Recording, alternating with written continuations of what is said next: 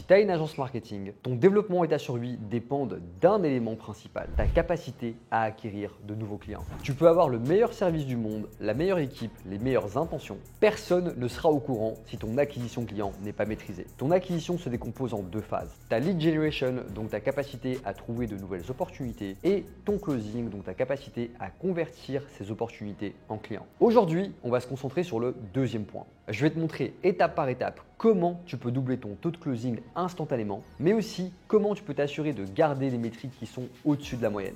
Le but est simple, avec les mêmes efforts, avec le même budget publicitaire, tu vas pouvoir multiplier ton retour sur investissement instantanément sans avoir à dépenser plus ou trouver plus d'opportunités. Les leçons que je vais te partager dans cette vidéo m'ont littéralement coûté des millions d'euros à comprendre. Entre le recrutement, les leads perdus, les deals manqués, les erreurs à n'en plus finir et bien d'autres, je serais probablement bien plus loin aujourd'hui si j'avais compris tout ce que je vais te partager depuis le début. Bref, assez parlé, rentrons dans le vif du sujet. Ok, pour rendre ça plus sympa, je vais prendre mon PC, je vais te partager mon écran et je vais te poser la problématique. Je vais te prendre un cas concret, je vais te prendre nos pubs chez Digital Orders et ce qu'on a fait ici au mois de juin. Il faut que tu saches qu'au mois de juin, on est arrivé avec un nouveau tunnel de vente, une nouvelle équipe sales et une nouvelle problématique. En réalité, on a fait beaucoup de changements d'un coup dans notre business et il s'est passé un truc catastrophique. Les stats étaient clairement en chute libre. Là où on collectait tous les mois entre 200 et 300 000 euros de nouveaux cash collectés, eh bien on est arrivé dans une situation où on dépensait beaucoup plus en publicité pour 100K de cash collecté. Autrement dit, on avait plus d'exposition, plus de gens qui rentraient dans le tunnel, mais beaucoup moins de chiffre d'affaires et c'était vraiment problématique. Hey, au passage, j'espère que cette vidéo te plaît et que tu kiffes et que tu as pas mal de valeur. Cette chaîne est toute nouvelle, donc je compte vraiment sur toi pour donner de la force. N'hésite pas à t'abonner et mettre un petit like. Et sache que justement, pour fêter le départ de cette chaîne, ce qu'on est en train de faire, c'est qu'on va mettre en place un concours. Dès qu'on arrive à 5000 abonnés, eh bien on tirera une personne au sort qui pourra gagner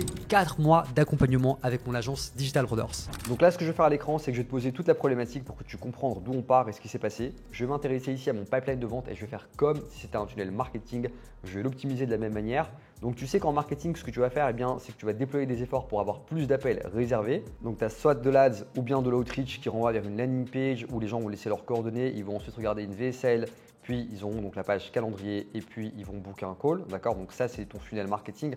Et ce que tu vas faire, c'est que tu vas optimiser donc chacune des étapes pour que tu aies des gens par exemple qui passent de la publicité à la landing page, de la landing page à la VSL et ainsi de suite, ok? Donc là ce qu'on va faire, c'est qu'on va prendre le pipeline de vente et donc dans notre pipeline, tu as des gens qui vont réserver un appel, parmi eux tu auras des gens qui seront qualifiés et des gens qui ne seront pas qualifiés. En l'occurrence, au mois de juin, on avait 53% des personnes qui réservaient un appel avec nous qui étaient qualifiées. Et tu vois déjà, rien que ça, c'est problématique parce que si sur mon business manager, j'ai un coût par appel à 150 euros, autrement dit, ça me coûte 150 euros en pub pour qu'un mec réserve un appel avec moi. En réalité, là, pour avoir un mec qualifié qui réserve un appel avec moi, on était à 230 euros. Je parle même pas du fait que le mec se soit présenté en appel de vente ou bien été closé, juste un mec qualifié. Donc ça nous coûte donc 53% de plus. Ensuite, les gens qui ne sont pas disqualifiés automatiquement doivent se présenter en appel. C'est ce qu'on appelle le show up rate, donc le taux de présence. Et on avait un taux de présence de 42%. Et donc par déduction, tu comprends que 100 moins 42, ça fait 58. Donc 58% des personnes qui étaient qualifiées ne se présentaient pas en appel. C'est vraiment problématique. Et à nouveau, tu vois, ça veut dire que là, ça nous coûte presque 327 euros pour avoir un mec qualifié qui se présente en appel. C'est relativement cher. Ensuite, la prochaine étape, c'est que nos sales ont un appel, donc un premier appel de découverte avec le prospect.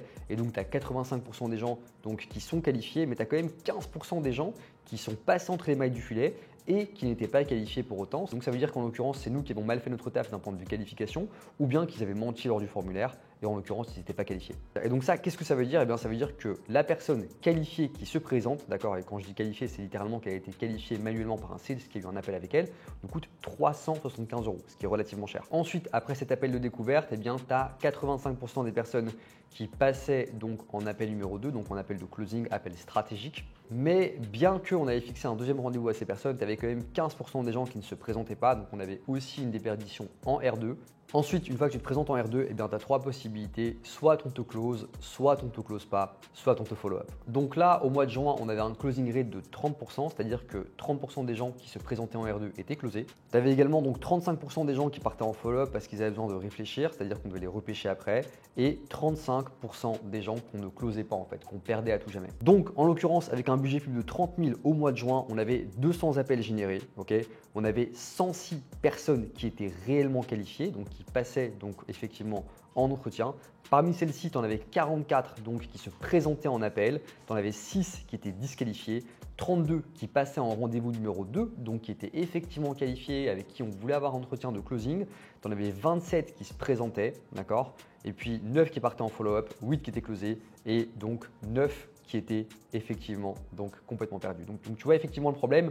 En l'occurrence là, bien pour 30 000 euros donc de budget pub, on ressortait plus ou moins avec 100 K de chiffre d'affaires. Et tu vois littéralement la déperdition, on part de 200 appels et on arrive sur 8 closings. Donc il y a quand même une grosse déperdition. Du coup, ce qu'on a fait, c'est qu'on a pris chacune de ces métriques et on les a optimisées une par une. La première chose qu'on a optimisé, c'est le taux d'appels qualifiés. En l'occurrence, on a très vite compris qu'il y avait beaucoup de gens qui bouclaient des appels avec nous, qui étaient certes donc dans notre niche, qui avaient un problème qu'on pouvait résoudre, mais en réalité, ils n'étaient pas closables parce que soit ils étaient trop débutants, soit parce qu'ils avaient tout simplement pas les fonds. La première chose qu'on a optimisé pour avoir des appels qualifiés, c'est littéralement nos questions de qualification.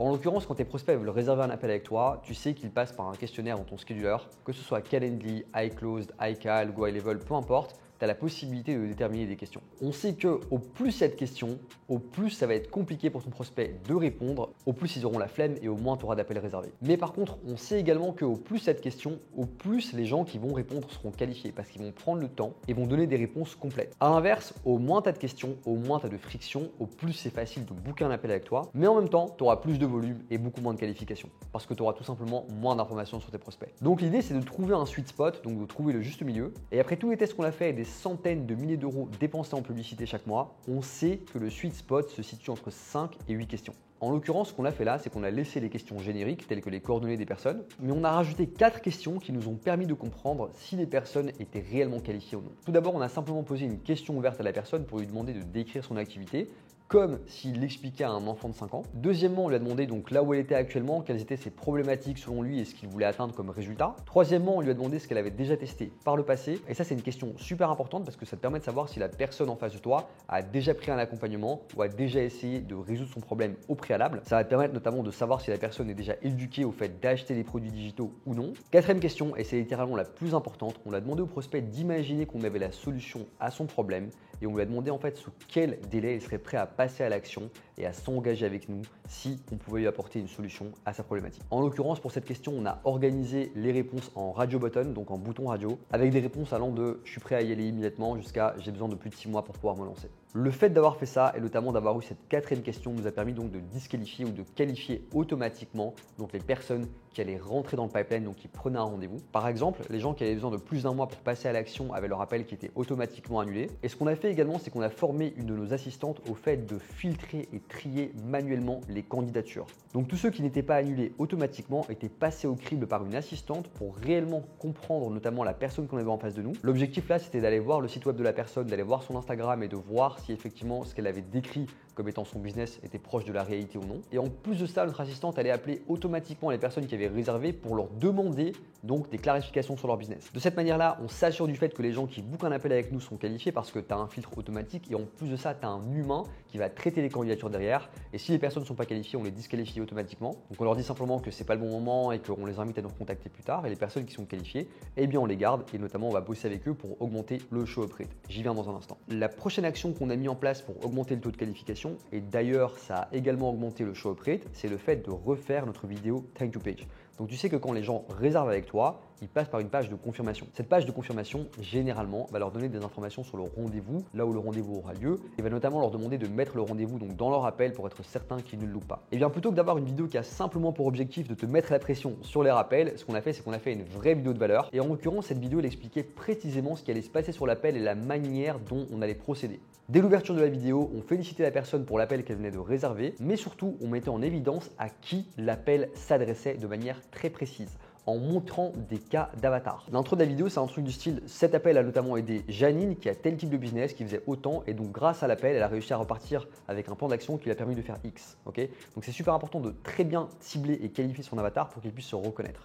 Et donc, à la fin des exemples, on leur disait simplement, si tu n'es pas dans cet avatar, eh bien, on te conseille simplement d'annuler l'appel pour ne pas perdre ton temps. En réalité, en se creusant un peu la tête, on s'est rendu compte du fait que les gens n'avaient aucun réel intérêt à venir en appel. Autrement dit, au moment où ils passaient à travers la vidéo, ils se disaient que ça avait l'air sympa et ils bookaient un appel, mais une semaine plus tard, ils avaient carrément oublié. Donc, le premier truc qu'on a fait, c'est qu'on a repackagé la proposition de valeur autour de l'appel. Autrement dit, qu'est-ce qui allait se passer sur l'appel? Pourquoi est-ce que les prospects ont intérêt à réserver un appel et à être présents dès maintenant? En l'occurrence, on a changé le pitch et on a changé la vidéo thank you page en adaptant ça de la manière suivante. Plutôt que de leur proposer de réserver un appel pour qu'ils puissent voir si on pouvait les aider, ce qu'on leur a proposé de faire, c'est de poser leur candidature, donc de compléter le formulaire pour voir si on pouvait les aider. Et si on pouvait les aider, eh bien, ils auraient droit à un appel sur lequel on établirait un plan d'action ensemble, une stratégie ensemble qui leur serait remise lors de l'appel. Et donc là maintenant, la proposition de valeur, elle change parce que tu viens pas en appel pour qu'on te pose des questions, tu viens en appel pour qu'on te donne un plan d'action que tu peux implémenter directement après l'appel. Ce plan d'action, dans tous les cas, tu le prends, tu le gardes et tu peux l'utiliser, mais si on estime qu'on peut t'accompagner et t'obtenir des résultats grâce à notre méthode, on te fera une proposition d'accompagnement. Et donc tu vois, le fait de repackager ça de manière différente fait que maintenant les gens vont venir parce qu'ils savent qu'ils auront quelque chose. Ce que ça nous a demandé, c'est d'entraîner nos sales au marketing. On les a entraînés sur nos frameworks pour qu'ils puissent donner un maximum de valeur lors de ces appels. Donc en l'occurrence, on a dû booster leur IQ marketing pour qu'ils puissent comprendre les problématiques des prospects et les guider donc de manière logique et évidente. Et puis forcément, la vidéo thank you page avait également été adaptée. J'en ai parlé il y a un instant. En plus d'expliquer à qui l'appel s'adresse et à qui il ne s'adresse pas, on a passé énormément de temps dans cette vidéo sur le fait d'expliquer comment allait se dérouler l'appel et comment notamment on allait pouvoir préparer l'appel avec leur collaboration. On disait clairement aux prospects qu'on allait essayer de les contacter donc par SMS, sur WhatsApp, par email ou bien par téléphone pour leur poser des questions complémentaires et que c'est important qu'ils répondent rapidement pour qu'on puisse préparer l'appel au mieux et s'ils ne le font pas, l'appel sera automatiquement annulé. En plus de ça, les séquences email et SMS qu'on avait étaient des séquences automatiques qui avaient pour objectif donc de rappeler le rendez-vous. On a carrément changé la copie pour donner un maximum de valeur en montrant par exemple les feedbacks qu'on avait eu suite aux appels qu'on avait effectués, en mettant littéralement des captures d'écran, des témoignages. On a également mis un email sur lequel on donnait un maximum de valeur en montrant une étude de cas. Et puis, cerise sur le gâteau, le jour J, le jour de l'appel, on a demandé à nos closers d'envoyer une vidéo selfie où ils allaient s'enregistrer, donc en disant aux clients tout simplement qu'ils avaient un appel avec eux, qu'ils avaient effectivement donc préparé donc le case et préparé l'appel sur base des informations qui avaient été émises. Et cette vidéo-là, elle avait pour objectif de créer de la hype, de créer de l'engouement, en ce sens où le client s'est dit waouh, c'est génial, on a préparé un truc pour moi, mais également d'augmenter le taux de présence parce que maintenant on a un humain qui envoie une vidéo donc qui prend le temps de s'enregistrer, d'accord? Et il envoie cette vidéo donc au prospect qui est donc qualifié parce qu'on l'a qualifié au préalable. Avec les éléments là que je viens de te décrire, on a fait passer le taux de présence de 42% à 80%. On l'a pratiquement doublé, un vrai banger. Ensuite, la prochaine problématique qu'on avait, c'est que tu avais des gens qui passaient entre les mailles du filet et qui venaient en appel numéro 1, mais en l'occurrence qui n'étaient pas qualifiés. Donc c'est-à-dire que nos sales prenaient de leur temps pour discuter avec des gens et se rendaient compte au bout de 15-20 minutes que ces gens-là en fait n'avaient rien à faire en appel. On parle ici donc de la métrique disqualifiée après le rendez-vous R1 et comme on a bossé sur le process de qualification en amont, comme on a bossé également donc sur le fait qu'on allait contacter les gens manuellement avant l'appel en leur posant des questions pertinentes, eh bien automatiquement ça a diminué cette métrique. Plutôt que d'avoir 15% des appels qui étaient bookés qui nous faisaient perdre notre temps, on s'est retrouvé à 5%. Donc on a fait une économie de 10% et tu verras que sur le résultat final, ça a un impact énorme. Ensuite, j'en viens à ma prochaine métrique, le taux de passage en R2. Donc pour rappel, tu sais que les gens ont un appel de découverte qu'on appelle R1. Si les gens sont qualifiés, on les passe en appel de vente, donc on appelle R2. Et c'est notamment l'appel sur lequel on va pitcher et présenter l'offre. On avait donc là 85% des gens qui étaient qualifiés et qui passaient en R1, qui passaient donc en R2. C'est vraiment pas dégueu. C'était clairement pas un des problèmes qu'on avait. Mais sans surprise aucune, le fait d'avoir bossé sur le début du process, c'est également reflété sur cette métrique. Cette métrique-là est passée donc de 85% à 95%. Ce qui veut dire que là, tu comprends que le fait d'avoir mieux qualifié, notamment en mettant des meilleures questions dans le calendrier, le fait d'avoir eu un meilleur process de qualification dans la vidéo thank you page, le fait d'avoir un humain qui va rentrer en contact manuellement avec le prospect pour s'assurer du fait qu'il est qualifié, le fait de poser des questions pertinentes pour préparer l'appel en amont a littéralement un impact sur beaucoup de métriques et donc forcément en cascade, tu as un effet domino, tu as plein de métriques qui vont s'améliorer. Ensuite, une fois que le R2 était planifié, tu avais quand même 15% des gens qui étaient censés venir en R2 qui nous posaient un lapin, donc qui venaient pas en appel. Et à nouveau, ça s'explique par le fait qu'ils étaient tout simplement pas excités par le fait de se présenter en appel. Soyons clairs, si tu as une rage dedans et que tu as un premier rendez-vous avec ton dentiste où il te fait un diagnostic et un deuxième rendez-vous où il va effectivement traiter la rage dedans, c'est clair que tu vas pas le louper parce que tu as mal, c'est douloureux et tu as tout intérêt à résoudre ce problème le plus rapidement possible. Et ça justement, c'est l'effet qu'il faut réussir à créer lors du R1. Le R1, il a pour objectif de clarifier la situation du prospect, de clarifier sa douleur, de l'amplifier et de lui faire comprendre qu'il existe une solution que tu peux lui apporter. Seulement, tu as besoin de temps pour préparer la solution et c'est la raison pour laquelle tu proposes un R2. Maintenant, pour pouvoir maximiser ton taux de présence en R2, ce que tu vas faire ici, c'est que le jour J, tu vas à nouveau envoyer un rappel manuel, une petite vidéo en face caméra où tu teases un peu la solution, tu montres que tu as préparé un document, tu montres que tu as préparé une stratégie pour le prospect et que tu as hâte de lui présenter ça en appel. Le simple fait de mettre ça en place a fait passer notre taux de présence en R2 de 85% à 95%. À nouveau, on a une augmentation de 10%. Ensuite, tu as l'appel R2 qui se déroule, l'appel stratégique, l'appel où tu proposes ton offre. Donc pour rappel, les métriques qu'on avait sur cet appel, c'était 30% de taux de closing, 35% des gens qui partaient en follow-up, donc qui avaient besoin de réfléchir, et également 35% des deals qui étaient perdus, donc en l'occurrence des gens qui étaient pitchés et qui refusaient l'offre. Là-dessus, le premier truc qu'on a fait, c'est qu'on a fait passer le taux de closing à 35%. Et on l'a fait avec une technique très simple, c'est qu'on a créé de l'urgence autour du prix et autour de l'offre. En l'occurrence, les places étaient limitées à 20 personnes. Et on disait clairement que passer les 20 personnes, on allait devoir augmenter les prix parce qu'en l'occurrence, on allait devoir recruter et donc le business allait devoir supporter des coûts complémentaires. Donc c'est important de créer de l'urgence ou bien de la scarcity, mais c'est super important de la doser et également de l'expliquer de manière logique. Parce qu'il y a une différence entre le fait de dire que le prix est valable pendant 48 heures, alors qu'en l'occurrence, il est valable tout le temps, et le fait de dire que tu as 20 places limitées pour des raisons de logistique, parce qu'en l'occurrence, tu as une équipe de 5 bonhommes et que dès le moment où tu vas absorber un client de plus, cette équipe sera en dehors des capacités et donc tu vas devoir constituer un deuxième squad ou une deuxième équipe et donc de fait, tu vas devoir augmenter tes prix pour pouvoir absorber les coûts. Ce qu'on a fait également, c'est qu'on a établi des paiements plans pour que les gens puissent passer à l'action en plusieurs fois. Et super important, on a mis en avant la garantie de résultat qui est offerte dans nos prestations en montrant le contrat au client et en montrant donc la garantie conditionnelle. C'est super important d'avoir une garantie à partir du moment où tu crois en ce que tu fais parce que tu veux prendre le risque de ton côté. Mais c'est aussi super important de la clarifier et de littéralement passer en revue chaque clause,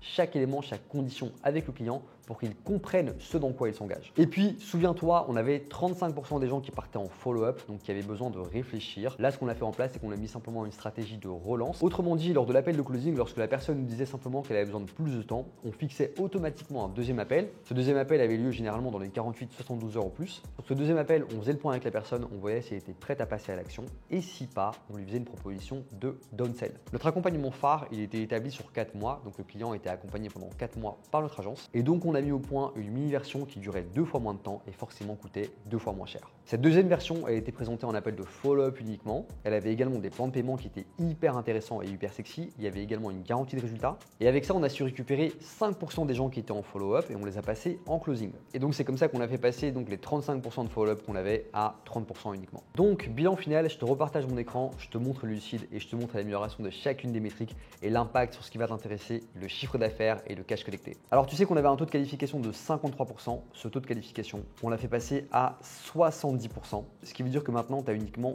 30% des gens qui bookent un appel et qui ne sont pas qualifiés. Autrement dit, notre coût par appel qualifié passe à 220 €. Ensuite, on avait un show up rate, donc un taux de présence en R1 qui était de 42%. On l'a fait passer à 80%. Énorme banger, on l'a pratiquement doublé. Ce qui veut dire que là, notre cost per show passe de 327 € à 264 €. Ensuite, les personnes qui étaient disqualifiées après le rendez-vous numéro 1 étaient donc de 15%. On a fait passer ça donc à 5%. Ce qui veut aussi dire que tu as maintenant 95% des personnes qui passent en R2. Autrement dit, chaque R2 planifié nous coûte 277 € alors qu'avant ça nous coûtait 375 €, presque 100 € d'écart. Après la planification du R2, tu as les personnes qui se présentent donc en rendez-vous numéro 2. On est passé de 85% à 95%. Autrement dit, on a fait 10% d'économie, donc on n'a eu que 5% de nos shows. Et en termes de closing rate, on est passé de 30% à 35%. En follow-up rate, on est passé à 40%.